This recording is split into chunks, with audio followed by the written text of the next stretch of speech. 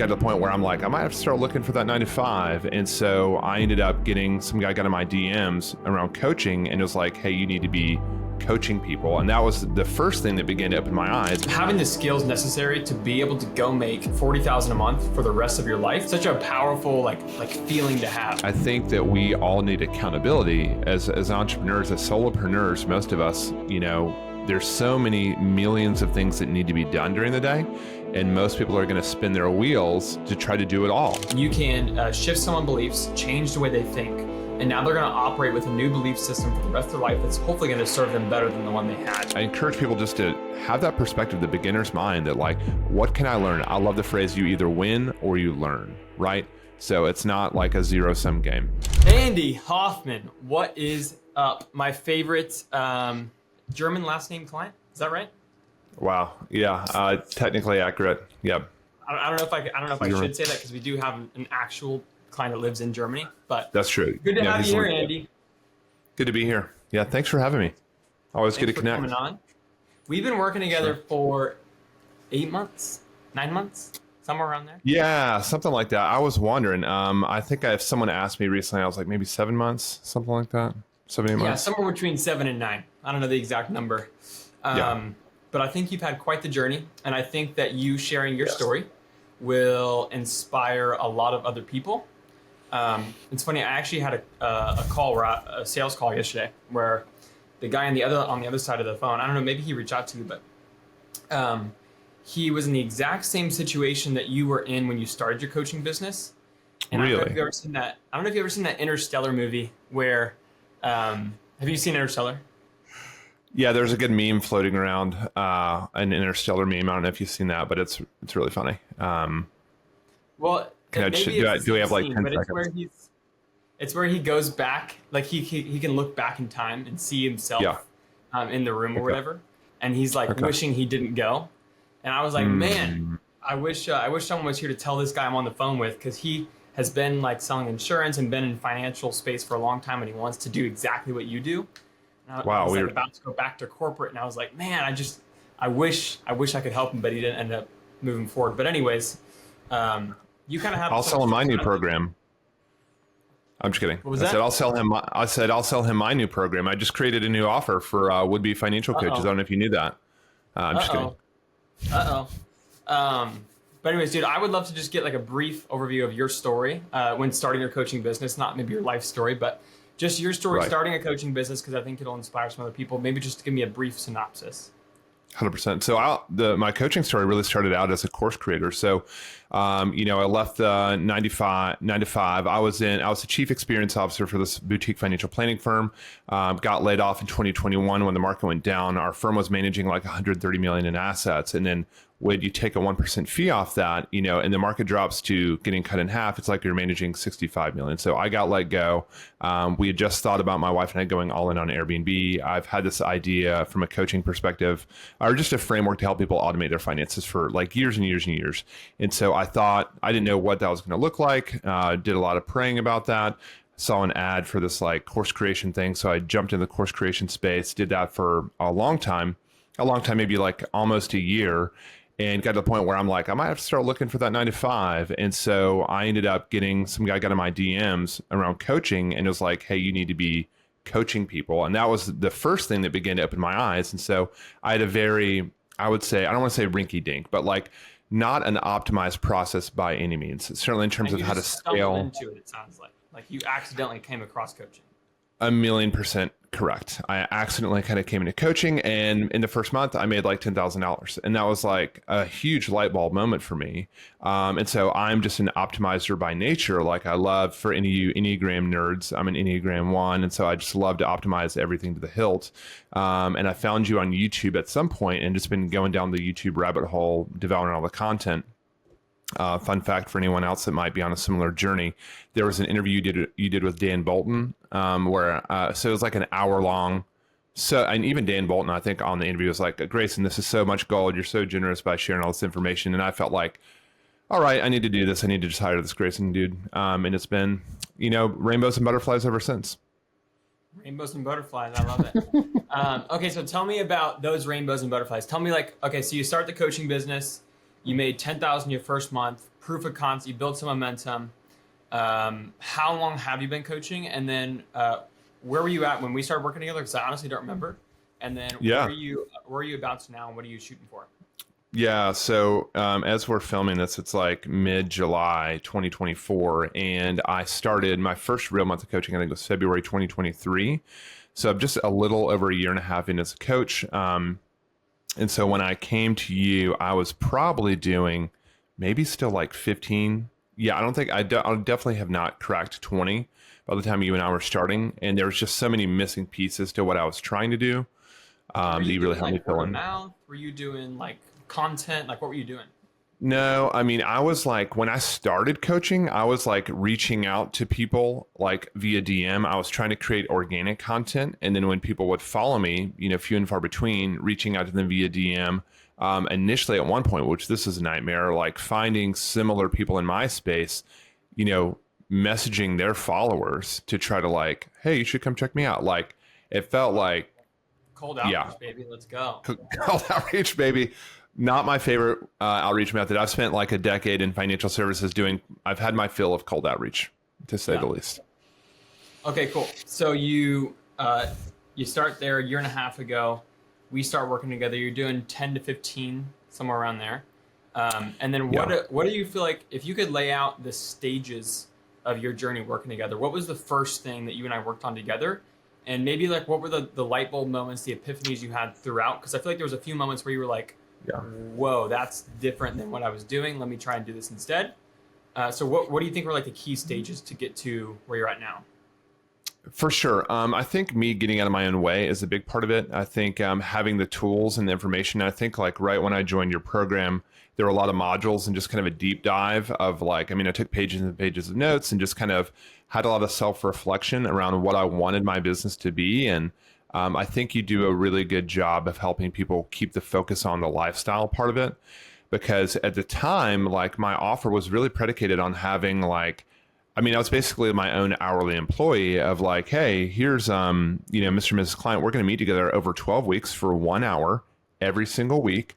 And that was just draining me dry. I remember showing up, like, it seemed like everyone wanted to get on the Friday schedule. And I was just like back to back to back to back to back and just exhausted all the time. So I remember going through the early modules, having a lot of epiphanies there. I remember I told somebody at our, when we were hanging out in Washington, I told someone very specifically that like one of your free YouTube videos was like, yeah, you deliver coaching, every other week for 30 minutes.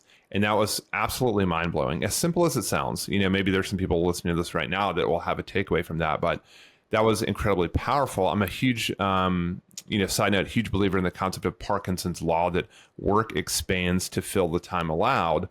A lot of implications around money management, certainly, but also just like if I just give myself 30 minutes, I'm going to figure out optimal ways to deliver that in a way that clients get even better results without my interference, if you will. So, yeah, 100%. Like I think there's moments like that where there's stuff that maybe me or other people in the program have been doing and are used to. Like, yeah, bi-weekly 30-minute calls, it makes sense. And now sometimes like even a group program where there's no one-to-one calls, right? Like it's like that seems insane. Like, how do you coach your clients in that short amount of time? Are they still getting the value? Are they still getting the results? And it's like, it's simple to say, but it's hard to actually implement in practicality, So that's a great first epiphany to have, because that saves you literally like 4 times the amount of clients you would be able to take on with the same amount of coaching, Yeah, it's wild. Just from an efficiency standpoint, again, my main love language is efficiency, as I like to say. And so even like I was on a call with you, I think it was yesterday even, and you were I'm going to lose my train of thought here for a second. But yeah, you were talking about how, people should start ideally with a one-on-one program, get dial in your model. And then as you expand and grow, then the group offering can make sense. And so that's kind of at the place I'm at now where, I'm signing up a lot more people for the group offering. We're checking in on them, making sure that they're having success. And it is really rewarding when I'm less and less needed for their, success. So I tell them, even on a sales call, that like, I don't want to be the bottleneck for your success. And so I think that just another learning from you has just been expectation setting. I think that's been really helpful. Something I continue to learn through being in the program, through just our, in-person interactions, that just even from the sales call, even from the ad creative, how that begins. So those have been certainly very illuminating. And just as we've gone through the program, as I've kind of continued to optimize what I'm doing, starting with just, creating the right funnel, dialing in the social funnel, something as silly as like hearing other people in the group and the epiphany that, oh, they're spending this on ads and it's like way more than I'm spending. And I think we all, and you're making more money. Like imagine that. So I'd hired somebody in between you and like my first coach that, super nice guys, helpful, but kind of missed a critical epiphany as far as I was concerned, that I was like struggling, to grow my business and to see the results. And he never really noticed that I was spending like only $15 a day on ads. And it's like things were effective, but I just felt like you were able to help me have the system to do the necessary tracking. I'm a numbers guy, as a finance nerd, and to like really dial those in and see where I need to make changes and optimize things moving forward. So just continued clarity over the months of working together, continued understanding of the process, continued, I guess, just frankly, I think it takes courage to do this kind of business in so many ways, but just like on the ad stuff, I think that can be very nerve-wracking for a lot of people, myself included. Like on the course side of the fence, there's not very much margin. There's a lot of room for error. And then on the coaching side, there is a lot of, it's the opposite. And so being able to implement a system where, it's less nerve-wracking because there is so much, room for opportunity, so much more margin for error. Like I'm scaling my ads right now and it's going great. And I'm seeing, these conversations come in and my, setter taking the lead. And so continuing to refine the process, but there've been, certainly many, many takeaways throughout the journey. Sweet, dude. Let's talk about money for a second. So what do you feel like, cause for people watching, Andy, I think, if he works in a month, he'll make around $40,000 a month right now. And we can talk about what your next goal is. I think you had like an Instagram DM shut down, so you maybe did like 25 or something last month, but we'll hope that doesn't happen again. So around 40,000 a month in the coaching business. And I don't know exactly what your margins are and stuff, but like, what do you think, and what kind of impact has that made on your business, your life? Like, do you think that the money has been, just to be materialistic or whatever you want to call it here, not just that, but also just emotionally? Tell me about that. Yeah, for sure. I think it's, I read a lot in general. And I think I'm having new insights, but because my income is growing in ways that I tell people all the time, like, I feel like I wake up living my dream. And you're a part of that. I think I told you in a, maybe a little emotional interaction that, you've been a huge part in my business growth and me getting to do the work that I love and me getting to have the balance of lifestyle. And certainly money can play a part of that. Money is a part of that. I think there's a lot of diminishing returns in terms of happiness at different income levels. And I'm seeing that through a different lens now. And so that's very eye-opening for me. It's definitely made it easier. Like our kids are going to go to private school in the fall because I enrolled in this program, period. That would not be happening, I don't think, unless the Lord had another tool, to kind of get me there. But you played a direct role in my kids being able to have a better education, a Christian education that's really in line with our values. So I'm super grateful to you for that. And I think just there's way less stress on the income side of the fence, because as an entrepreneur, volatility is the name of the game. Once you think you have things kind of figured out, you get locked out of Instagram for a week. And so they're just normal things that kind of happen in business and in life, things that you can't necessarily plan for. And so having more margin, more meat on the bone makes life a lot easier. There's a lot more padding. I mean, as a finance coach, I'm talking all day long about like emergency funds and things like that. So we've been able to add more layers to our emergency fund as a result of these things happening where, like literally we're in a rental right now. We took a massive risk to do the business that I'm doing. And there are some challenges and some things just as an entrepreneur that a 9-to-5 person doesn't face, such as like getting a mortgage. And so we're still facing some challenges right there. But, I looked the other day and I know my wife is feeling kind of like a caged animal inside this gray box in which we live. And, we've got 2 kids. I'm 6'5", so we're kind of bursting at the seams. But because of where we are, like one of the things that's on the table right now is, hey, we might just go rent a bigger house for, the next year. And it's like a non-issue. The money is not the question at all. It's, do we want the hassle of moving? And even that, I'm a big believer of, money. I think it's very important that people understand, like, money doesn't there's a diminishing return, right? Where money increases happiness, but there's a lot of opportunity for money to solve unhappiness, if that makes sense. So being able, like, just one of the memes that I love as someone who's, 40 years old now, it's like, if you're moving, hire movers. No one wants to slip a disc, for a couple of Bud Lights and some like Little Caesars pizza, right? So my days of like heavy lifting, other than the gym, are over. And so I know that just by making the income I'm making, like hiring movers is a complete non-issue. So just solving these problems, having more margin in general is really helpful. There's also like this sense of confidence, because if I like having the skills necessary to be able to go make $40,000 a month for the rest of your life is a life-changing, just like, even to have the confidence to be able to say that out loud. Like, I know at any point I can go collect 40K cash in a month, any month that I want, right?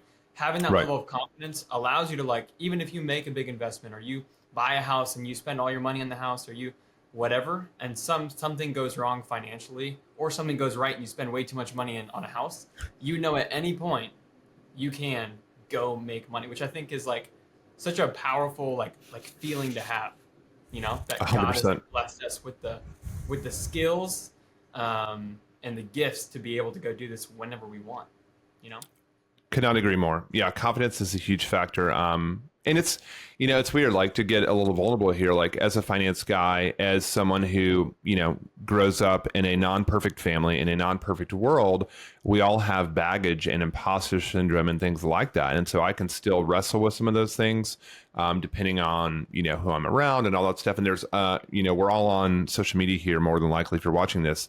And so everybody at every level has this kind of comparison, the stuff that we deal with. If I'm making 40, there's someone else is making 50 plus or whatever, and that's fine. But to your point, I think there is a new level of confidence in knowing that I can go out there to get it. I can go support my family and do really meaningful work that's changing people's lives. And it's a beautiful thing. What is like next on the table for you? Do you feel like, and I don't even know if I've had a chance to talk to you about this, so I think it'd be fun to chat about it. But like, what do you feel like is sort of the next big step for you in coaching? Because I've seen a lot of people get to kind of the point where you're at, where it's like you've completed the inner circle roadmap, the one-to-one roadmap, right? Like, you've got all the one-to-one clients, you've launched a group now, and this is kind of where people can choose to cruise and slowly grow, right?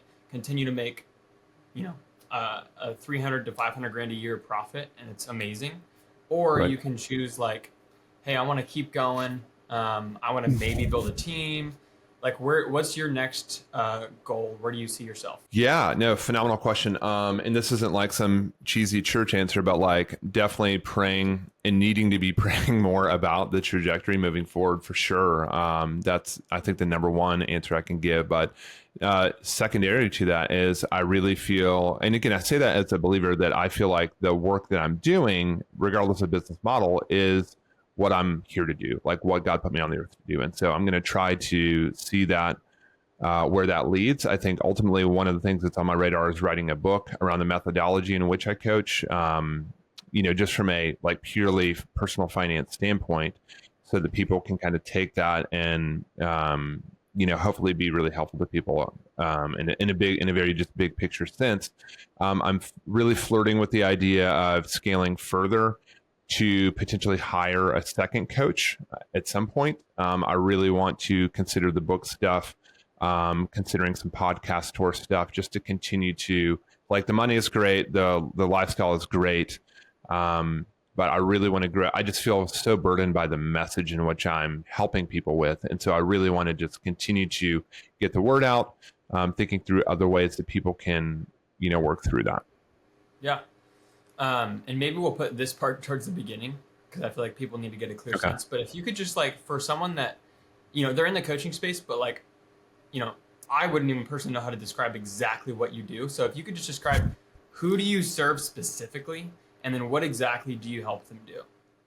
Yeah, great question. So, my target market is, I like to say, six-figure families and entrepreneurs. And sometimes there's overlap there, sometimes there's not. But I have a huge heart for families. I think we all know entrepreneurs are easier sales in a lot of ways, right? Because they get it. Like, you mean I can pay money and you're going to solve this problem? Great. Like, where do I sign, right? But I really have a big heart for families. And ultimately, what I help people do is I help people automate their finances. So most people, my target market, there's a lot of people, the stats are pretty crazy that, 69% of Americans have less than $1,000 saved.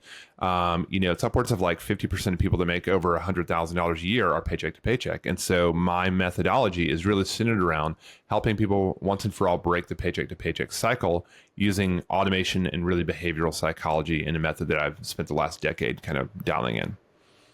I love it. That's awesome. Thanks. I've been like, I walk a lot. Like I share that with you guys that I walk a ton and I think and I pray, I talk out loud. If someone watched me, they'd be like, this guy's a weirdo. What is he talking about? But I like to like talk out loud because it helps me process and it slows my brain down. Because when you're thinking your own words in your head, you can go a million miles an hour. But if you have to say it out loud, it's easy to slow things down a bit. And I would say that I think number one, we met in Washington, and I thought it was really cool to see your relationship with Jesus and with God and how close you were. And I think that it's very underrated to pray and just ask what's next for me in business, and to take action through that still, right? Like I think a lot of people, like I remember in June, I was like just thinking, right? Like I'm just thinking about what I want to do, what I want to do. And I think it was a good month really of like, let's be very intentional about what I'm about to build. Now it's July. I have a very clear vision of exactly what I'm building.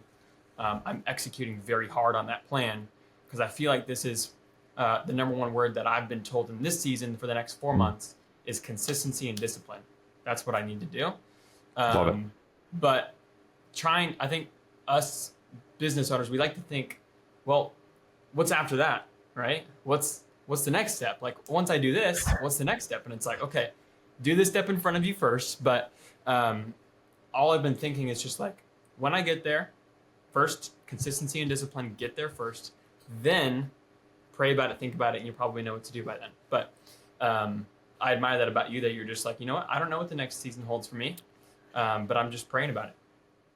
Well, dude, I just as an aside to that, thank you. I appreciate the compliment, and just for other people listening, maybe you're on the faith journey, maybe you're exploring it or whatever. I'm listening to a handful of authors, and there's this concept of the false self, and I feel like we all, especially the younger of us out there, you're trying to force so many things in life, and so I think that everything changed for me when I accepted Jesus at 5 years old. My dad led me to Christ then, and it's been a huge part of my faith journey. But really, when I surrendered my life and really like let go. I mean, I know spiritually I struggled with thinking that like, if I truly let go, if I truly surrender to the Lord, then I'm going to be like on a mission field in Ethiopia making $0 and, flies my head or something. I've got to surrender every day, bro. Every day I'm re-surrendering. Like yesterday, 2 days ago was another day where I was just like sitting in bed crying, re-surrendering again, right? Just like, man, I got to let go again. Like, I'm like, man, didn't I already do this? But you got to keep doing it. Dude, if anyone gets anything from this conversation, please get that. Like, that is the biggest takeaway for life, because business is great, making money is great. But like that walk and knowing that you are like in the groove of where you're supposed to be living out your purpose each and every day, that's where true peace is. And that has been literally the biggest game changer in my life. And so I feel like connected spiritually, and that like the work I'm doing, I'm finding the people that need the help. Obviously there are challenges, obviously there are hurdles, frustrations. We can't get all the things we want right now today. Things take time, but it's been a great journey. There's like this thought that I've been having about coaching as a whole. And there's something like, there's just like this really cool feeling that you can have, and maybe you share this feeling that I get when I'm like, where I genuinely at the bottom of my heart feel like I'm doing the work every day, that like there's really no other message or problem that I'd be solving that I'd be more like this is this is like the thing, right? This is like what's gonna change people's lives. I feel like Yeah. you feel that way about Yes. you helping people in their financial situations. And I think there's a lot of probably people either already coaching or wanting to coach watching this video. And I think it's helpful for them to know and understand, or at least see two people together that are both saying, you know what, like, you know, there's this stigma with the coaching space that it's unethical, that there's people just selling information and they're not actually getting client results and all this stuff, right? But I feel like this is the one space, if done correctly, where like impact and income are just directly correlated, and you can really make a living doing what you actually are passionate about and you love, right? Do you share that same Yes. feeling? Yeah, so many things to say on that. First and foremost, I remember I just had this flash when I was in boot camp day one in the Coast Guard. Like, you pull up to this to Cape May, New Jersey, and you're in a bus, and then you see people walk in the bus with a Smokey Bear hat, and they're like, "Get out!" and start screaming at you. And you know, we get into this building, and they had the speech, and there was this chief, and he talked about this is like one of the few things I remember about boot camp, but he talked about to be a leader, you have to understand followership, and you have to be willing to follow others and learn from other people. And I feel like that's been a huge takeaway for me. You know, I joke all the time, like, yeah, I've got this coach who's like 21 years old. I'm 40 years old. And so I learned a ton from you, you know, and I think would have been a missed opportunity for me to think that that age was any inhibitor of my being able to get to where I want to be in this case. And then, you know, as a coach, I think about, you know, from a financial planning standpoint, I say this all the time on sales calls, that when my last corporate gig, I was the chief experience officer for a boutique financial planning firm, and the financial advisors 10 years ago worked at a bank. People would come in and they'd say, "I'd like a financial plan, please." And okay, here's, you know, that'll be $2,500. Here's 150 pages of charts and graphs and 30 action items. Good luck. See you next year. No hyperbole. And a year later, you know, they check in. How did it go? How did the plan go? What did you implement? And 9 times out of 10, 0 is the answer. And so that informed the way that they changed their business over time, that they would, you know, give a couple action items as financial advisors and like, "Hey, when you're done with these, like, come back, give us a call. We'll keep going through the process." And that was so, you know, eye-opening to me. And I think, to your point, whether it's, you know, depending on the model of business you have as a coach, depending on exactly how you line up your business model, you know, the more that you can give people the results at the end of the day, the more meaningful it is for you and the more life transformation occurs. And I tell people, you know, jokingly sometimes, that, you know, really want to see some tears in the testimonial. Like, that's my goal as a coach, to like blow your mind with something that you didn't even think was possible, let alone that now you wake up and this is your everyday life, and just, you know, changing the trajectory of their lives is so powerful. Yeah. Yeah, I think people think about the coaching industry as information, and what it really is belief shifts, right? Like, Yes. information is one thing, buying courses is information, but what it really is like us as coaches changing the way that you think for the rest of your life, right? Like, if I can, that's why coaching can make such a large impact, is because I can in like 16 weeks of us working together, or however long, you know, people watching these programs are, you can shift someone's beliefs, change the way they think, and now they're going to operate with a new belief system for the rest of their life that's hopefully going to serve them better than the one they had. And so I love your point there. 100%. Thank you. Dude, what would you tell coaches watching? They're maybe just starting their coaching business, they're thinking about starting one, or they're already running one, they're doing, you know, they're making some money coaching. What would your advice be to them on how to build a 50,000 a month, whatever number you can make up, whatever goal Right. it is? What would your advice Right. be to them on, like, what should they do? What's the next step they should take in their journey?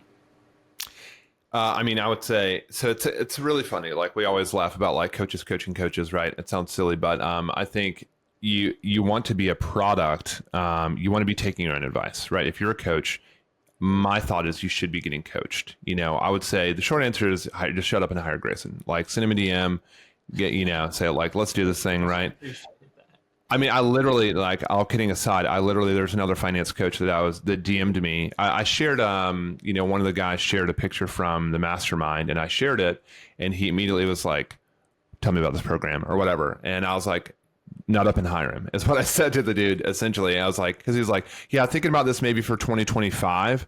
And I'm like, dude, like, are you crazy? Like, I know that you've got the money. I know that that's not the reason that you're not doing it. You are coaching clients currently. You don't know what you don't know until you know. And so there is some information to be gained in the coaching process. But I think that we all need accountability as entrepreneurs, as solopreneurs. Most of us, there's so many millions of things that need to be done during the day. And most people are going to spin their wheels to try to do it all. And good news, you don't have to do it all. And I think that there's this kind of like small world of virtuous online entrepreneurship that we live in and exist in, where there's this beautiful relationship where I can pay money to someone else that's an expert in something I'm not an expert in. And then they are going to do their absolute best to help me get the result while I'm doing the same for my clients, while someone else is editing my videos because I loathe editing. There's so many like micro things that I'm outsourcing currently. Great book recommendation for everybody. Buy Back Your Time by Dan Martell was the recent one that I read that was just kind of I haven't read it, but I love the philosophy and I love his videos. Oh, nice. I'll have to check out his videos. That would be a good shortcut for all of us. Thank you for that recommendation. But yeah, I mean, it's just like I even said to the finance guy, I'm like, the ROI is insane. Like, just from a purely financial standpoint, the ROI is a no-brainer. And we all have blind spots. That's why people hire me to help with their finances, because guess what? They're not a financial expert because they're working a job, they're raising a family, they're growing their business or whatever it is. And we can't all do everything well. And as a believer, that's what is exciting. Like, we need each other. I suck in my real life of asking people for help, but I'm getting really good at paying people to help me. Do you know what I mean? And so it's a nice, like, kind of judo move that you can say, like, hey, I kind of suck at this, but I know I can pay someone else and they're going to knock it out of the park for me. Yeah, 100%. I mean, I don't know how people do it without coaches. Like, there's so many, like, one small shift, like, simply just, like, I know you could have watched a YouTube video and learned about, like, oh yeah, bi-weekly 30-minute calls to start. You could have watched a YouTube video and you could have implemented that yourself. But, like, you don't know, is that the best model? Is there other opportunities? And then also you paying for it, investing in it, sort of gives you, like, permission, like, okay, now I'm going to do it, right? Now I'm, like, investing in myself, I'm paying money down, and I'm going to actually listen and take this advice. And it's like that one shift now you can handle 4 times the clients, right? Like, that one simple shift, right?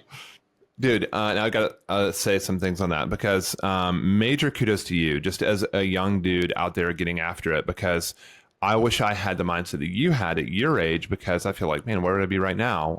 Because I was the guy standing on the sidelines for years and years and years. I was taking action by reading books. And I know Sabri Subi, who's a marketer, if you've heard of him, like, he would have these ads that were like hitting me in the face, because he's like, if you're an entrepreneur and you're listening to audiobooks at 2x speed while you're, like, on the toilet or doing whatever else you're doing, it's like, oh man, I really resonate with that. And so for years and years and years, I was a entrepreneur sitting on the sidelines, afraid that I might, waste some money, which is so silly when you look at it in hindsight. And so, like, from one trustworthy person to another, like, Grayson's a good hire. I would definitely hire him again. I've re-upped in the program for a second time, so that should tell people something.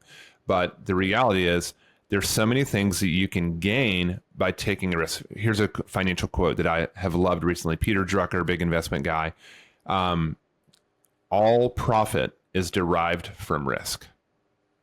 I love that. I think there's so much that can be copy and pasted outside of finance, right? Like, if I want to have a successful marriage, I need to date somebody and I need to take a risk of getting rejected to find that little lady, right? And so there's so many different applications to the concept, but basically, yeah, don't be afraid. What's that? All good things come from risk, right? Like, all good. Yes. Yeah. Yeah. All good things. I'm going to the gym. I'm risking getting made fun of and injuring myself and not knowing what I'm doing. And I'm paying a coach, and maybe it's going to work out, maybe it's not. I've been burnt by coaches before, so I understand people are skeptical. I just topped back on like some sales calls recently, and I haven't taken it in a while. And like the amount of skepticism in the market right now is insane. Like the trust recession we're in is at like an all-time low. It's just like nobody trusts anybody. Everybody thinks that everybody's scamming each other, and it's a tough thing when you know you have something that can help people. Like if you believe in what you're selling.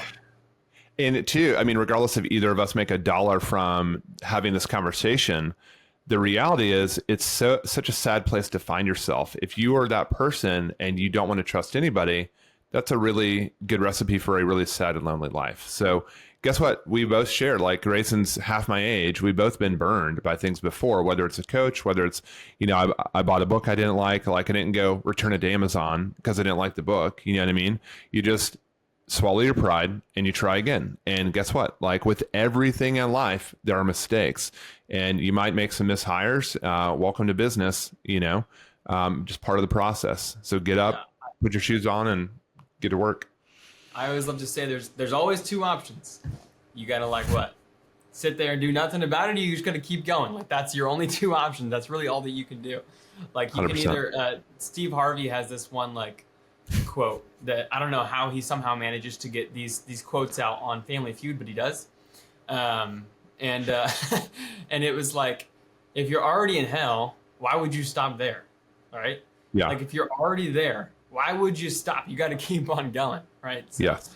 If you've been burnt by coaches before, we all have, or we've all bought a book or a course that we maybe didn't like, or we didn't take action on. And let me just one other note, the first book I ever read in this whole personal development, personal finance world was Rich Dad, Poor Dad. I know so many people have read it and are fans. And one of the biggest takeaways that I read that book when I was I don't know, maybe in 2005, maybe something like that. And I just say that to say, one of the biggest nuggets that I got was if you read a book and you get one takeaway, just one, worth it.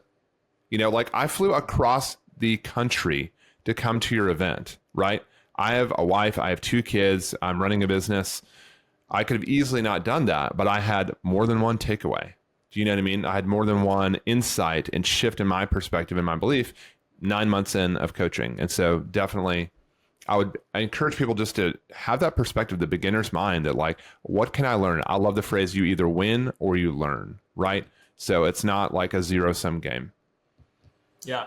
I recently went through that season, which you definitely know about because you've been working with me so closely for so long. But, I went through the whole seasons of super lean team, coaching business, high profit, tried to build this large team, 10 people, hired them all in a couple months, tried to scale up quickly, stopped coaching my clients myself, that whole thing. And then recently just fired everybody, just me and a virtual assistant and my video guy, Clay, who's awesome. And that's the whole team. He is awesome. Right? That's it. He is awesome. He's hilarious. I could look back on that and I could say, I'm kind of doing the model that I was doing before, and I lost all this progress. Man, where would I be at now? Like you said earlier, where would I be at now if I had just stuck with it or started earlier or whatever? Right. And it's what are you gonna do? You got to go from where you're at. And number 2, it's you probably learned so much from the mistakes that you've made. You either win or you learn. And I learned a lot from those 4 months of building a team. Mostly that I didn't want a team right now, but I learned a lot. Right. And that's probably going to save me millions in the next 50 years. Right. Dude, learning what you don't want is incredibly valuable. And sometimes the only way to know that is by doing it. For me, when I joined the Coast Guard, I was working low man on the Tenapole at the search and rescue station. And I was I got to get out of here. Oh, they're electronics technician. Oh, that's got a bonus and I can leave right away. Great. Let's do that. I learned very quickly, I do not want to be an electronics technician for the rest of my life. And so super valuable lesson. So I worked hard to, develop another skill set, and that ultimately led me here. So things happen for a reason, and we can embrace the suck, as they say, and learn. Yeah, I did demo for real estate. I got my real estate license and I did all that stuff. And I was I hate this. I'm never doing manual labor again. So if I had never done it though, right, I might be I might get to 25 and be like, you know what, maybe it's not that bad. Maybe I should go and try it, right? So it's like I failed it, I hated it, but it's super important to learn what you don't want. That's often like the easiest way to learn what life you do want. It's like, what do I not want to do? You know? Yes. Make a bunch of mistakes. Okay. Yeah. Let's bring it home. I'm gonna bring it home here. Bring it home. Okay, your final piece of advice, Andy. Besides, join ya boys stuff. There's coaches watching.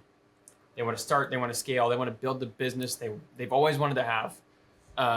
What would be your sort of like biggest takeaway? And maybe this is a loaded question, but what's your biggest takeaway from running a coaching business, getting clients? Is it like the fact that you've been able to get clients? Like, what is just like the one thing that you would leave people with who are watching this video? Just that you can't, maybe you can, you don't have to do it alone. You don't have to do it alone. If you want to shorten the timeline to get to reaching your goal, whatever that goal is, whether it's 10,000 a month or 100,000 a month, you should probably hire a coach. Period. It doesn't have to be Grayson. I mean, he's a good one. I can refer that. But yeah, you don't have to do it alone. And it's just if time is money, it's a massive waste of your time, in my humble opinion, to not get the help.